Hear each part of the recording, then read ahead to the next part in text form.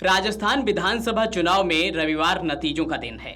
3 दिसंबर को तय होगा कि प्रदेश में आने वाले 5 साल किसकी सरकार बनेगी। 25 नवंबर को हुए मतदान की गिनती रविवार सुबह 8 बजे शुरू होगी, जो 383 राउंड में पूरा होगा। जयपुर की 19 विधानसभा सीटों के लिए वोटों की गिनती JLN मार्ग स्थित राजस्थान कॉलेज और कॉमर्स कॉलेज में होगी।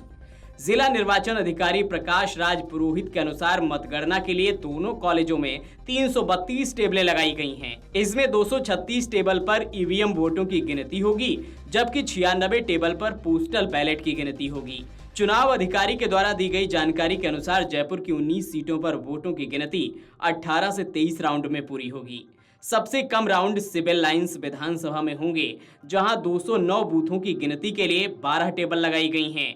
यहां 18 राउंड में गणना पूरी होगी और रिजल्ट जारी कर दिया जाएगा। संभावना है कि इस विधानसभा क्षेत्र का परिणाम सबसे पहले घोषित किया जाएगा।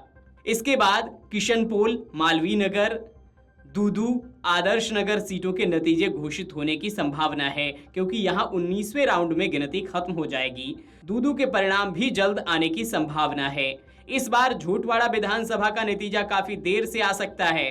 360 बूथों की गिनती के लिए 16 टेबल लगाई गई हैं, जिस पर वोटिंग 23 राउंड में पूरी होगी। इसी तरह बगरू का रिजल्ट भी इस बार देर से आएगा। यहां भी 23 राउंड में गिनती होगी। यहां बूथों की संख्या कम होने के कारण झूठवाड़ा से थोड़ा पहले परिणाम आ सकता है।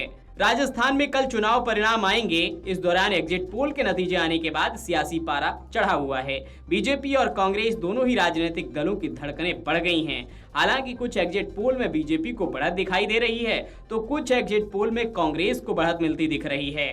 राजस्थान में इस बार दोनों ही दलों के बीच कांटे की टक्कर बताई जा रही है। इस दौरान तमाम एग्जिट पोल में निर्दलीय उम्मीदवारों को किंग मेकर बताया जा रहा है, यानी इस बार सरकार बनाने के लिए निर्दलीय जीत कर आए उम्मीदवारों की भूमिका महत्वपूर्ण होने वाली है। बीजेपी और कांग्रेस दोनों दलों को निर्दलीय उम्मीदवारों पर सरकार बनाने के लिए निर्भर होना पड़ सकता है, ऐसा अनुमान लगाया जा रहा है। दरअसल अब की बार के चुनाव में बीजेपी और कांग्रेस दोनों ही दलों के निर्दलीय बड़ी संख्या में चुनावी मैदान में उतरे हैं। दोनों ही पार्टियां अपने अपने बागियों को मनाने में असफल रही थीं, जिसके चलते अब की बार के हुए चुनाव में बागियों ने अपने ही दलों की मुश्किलें बढ़ा दी हैं। वहीं पिछली बार के चुनाव में मायावती की पार्टी बीएसपी ने भी कई सीटों पर प्रत्याशी जीते थे। इसलिए अब की बार के चुनाव में बीजेपी और कांग्रेस में से किसी भी पार्टी को अगर बहुमत नहीं मिलता है, तो ये निर्दलीय और छोटे दल किंग मेकर की भूमिका अदा कर सकते हैं। हालांकि राजस्थान की सियासत में ऊंट किस करवट बैठने वाला है, ये तो 3 दिसंबर को ही पता चलेगा। Video desk amarujala.com।